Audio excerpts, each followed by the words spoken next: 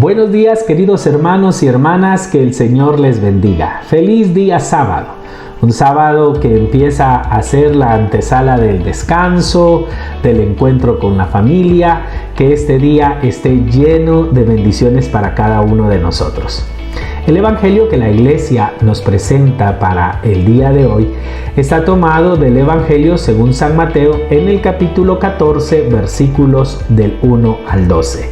Es decir, el día de hoy iniciamos la lectura del capítulo 14 del Evangelio según San Mateo. Hemos terminado ya el discurso del reino de Dios en parábolas del capítulo 13 y ahora empieza una larga sección narrativa en donde San Mateo nos va comentando las acciones de Jesús y cómo estas acciones de Jesús van acompañadas y van constatando la dureza de corazón de los que le escuchan, la falta de fe. Jesús habla, Jesús actúa, pero toda esta sección está marcada por la falta de fe.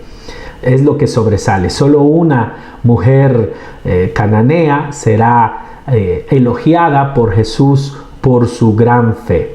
Luego, los judíos no creerán, los discípulos avanzarán lentos en su fe, pero el Señor seguirá proclamando su palabra.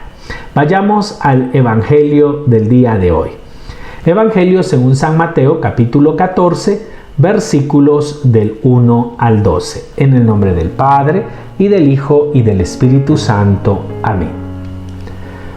Por aquel tiempo oyó el tetrarca Herodes la fama de Jesús, y dijo a sus servidores: Ese es Juan el Bautista que ha resucitado, y por eso se manifiestan en él poderes milagrosos.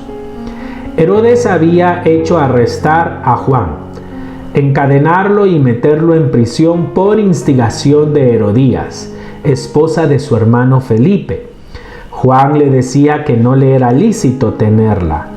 Herodes quería darle muerte, pero le asustaba la gente que consideraba a Juan como profeta.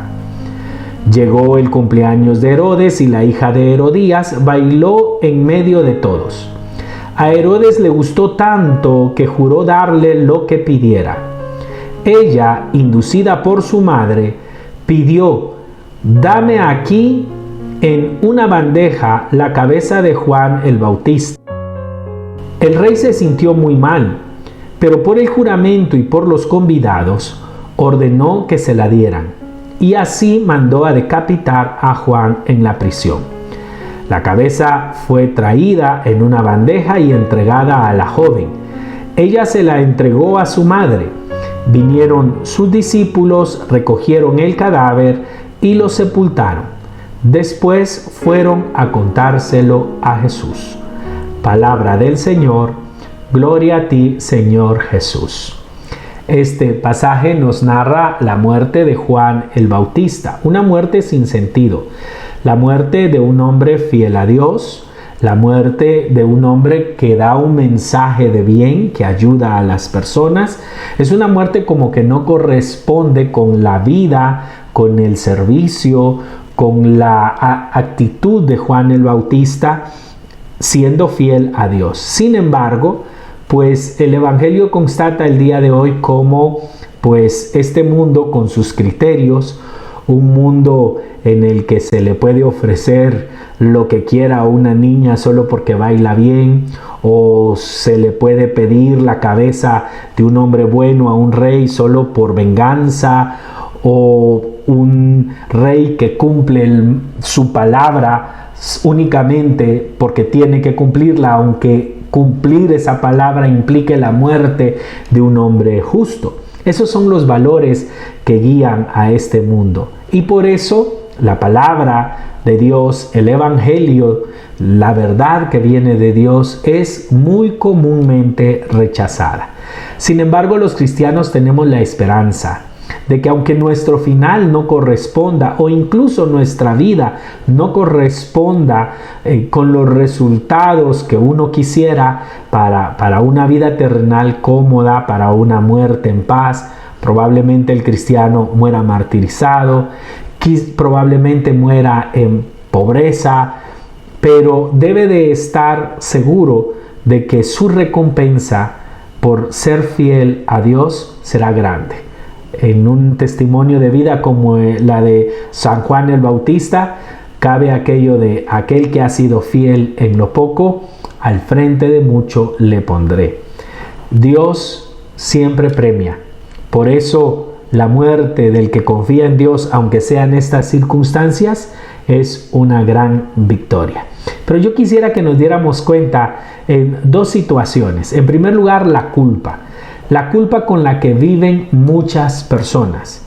Herodes escucha que Jesús hace milagros y que se empieza a volver famoso, y lo primero que piensa es, despertó, estoy utilizando el término en griego, este es Juan el Bautista que regresó de la muerte. O sea, empieza a ver fantasmas literalmente. Así son las personas que sienten culpa, cuando saben que han hecho algo mal.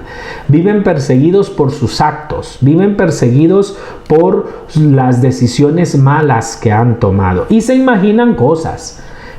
Alguien que no se está portando muy bien, seguramente cuando ve que dos personas están hablando, siempre dicen, ese me conoce, o de plano está hablando de mí. Sus fantasmas aparecen. ¿Por qué? Porque la culpa no deja vivir en paz. Un primer llamado de la palabra de Dios hoy, de una manera, si ustedes quieren, indirecta, es a que busquemos la paz de nuestro corazón, no actuando con los criterios de este mundo, sino actuando siempre haciendo la voluntad de Dios. La voluntad de Dios nos hace libres. No nos tenemos que andar escondiendo, no nos tenemos que andar mintiendo, no tenemos que tener miedo de ser descubiertos, de ser cachados, de ser encontrados, sino se vive en libertad. El que es hijo de la luz vive en la luz, dirá el apóstol San Juan en la primera de sus cartas. Los hijos de las tinieblas siempre andan ocultándose y actuando en la oscuridad, mientras que los hijos de la luz, pues sus obras quedan a la vista de todos. Esa es la paz, esa es la libertad con la que se vive.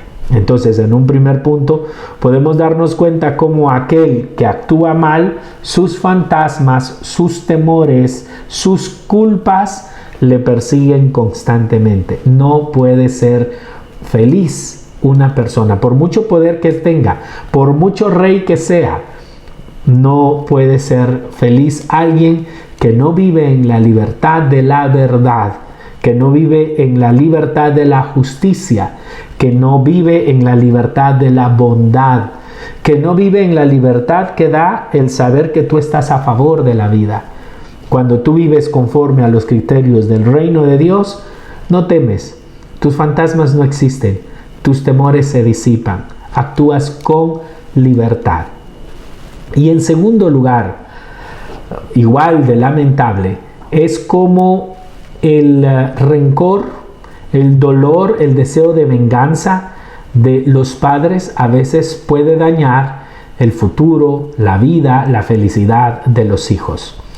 Imaginen a esta chica, Salomé, que baila para Herodes.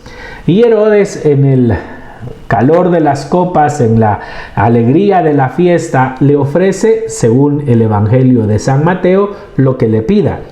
En el Evangelio, según San Marcos, Herodes dirá, incluso te doy la mitad de mi reino si se lo pides.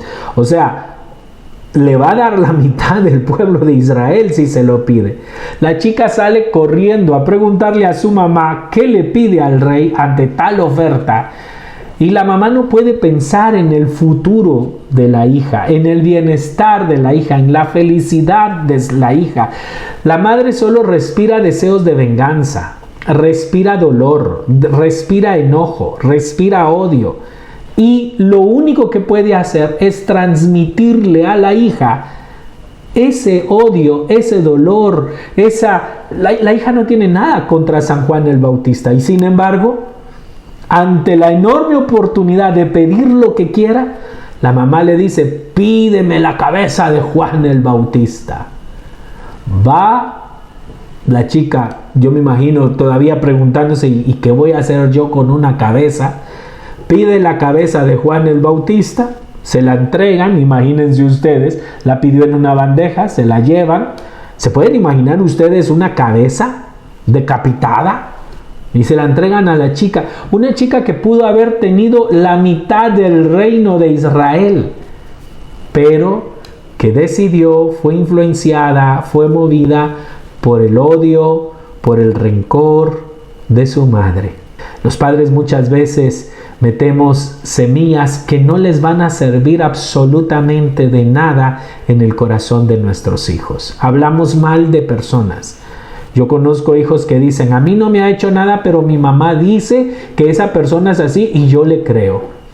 Qué lamentable que los papás, en lugar de mostrarles lo hermoso que es la vida y la posibilidad que tienen, vayamos compartiendo con nuestros hijos nuestro dolor, nuestro enojo, nuestro odio, nuestra ira. Así pues, una buena pregunta que nos podemos hacer los padres ahora que es día sábado y que vamos a compartir un poco más con nuestra familia, es fin de semana. Preguntémonos, esta relación que hay con mi familia, este acercamiento que tengo, ¿para qué nos va a servir? ¿Para descargar en ellos nuestros enojos, ponerme a hablar mal de personas, ponerme a hablar mal de familiares políticos, ponerme a hablar mal de la otra familia, de la familia de mi esposa o de mi esposo, tratar de ganar a nuestros hijos para que estén de nuestro lado en nuestras luchas, en nuestros prejuicios?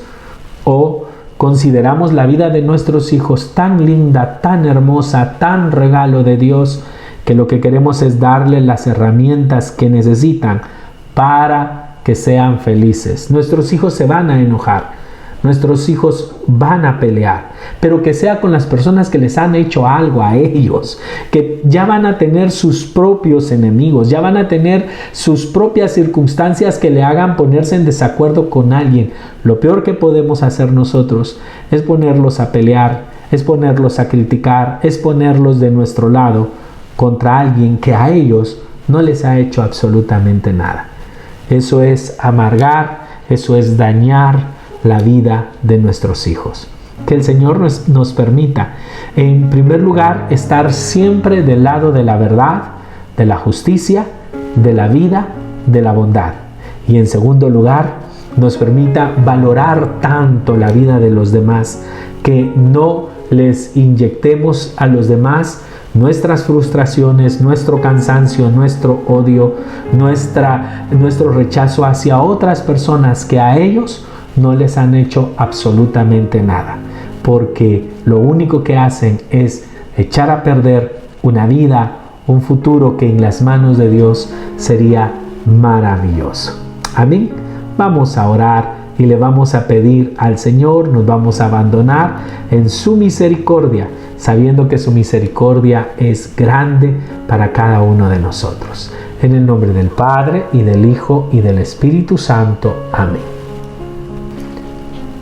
Oh Dios eterno, en quien la misericordia es infinita y el tesoro de compasión inagotable, vuelve a nosotros tu mirada bondadosa y aumenta tu misericordia en nosotros, para que en momentos difíciles no nos desesperemos ni nos desalentemos, sino que con gran confianza nos sometamos a tu santa voluntad, que es el amor y la misericordia mismos.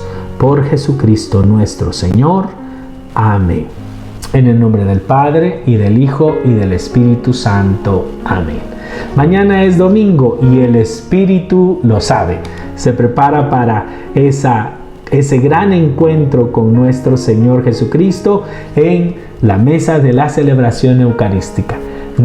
Les invito a que nos preparemos. Dentro de un momento voy a compartir con ustedes las lecturas del día de mañana para que las empecemos a disfrutar, las empecemos a meditar, y que el día de mañana vayamos con todo el entusiasmo para que el Señor nos hable y nos llene de su amor y de su misericordia. Que tengan un lindo sábado, que sea un sábado lleno de bendiciones junto al lado de su familia.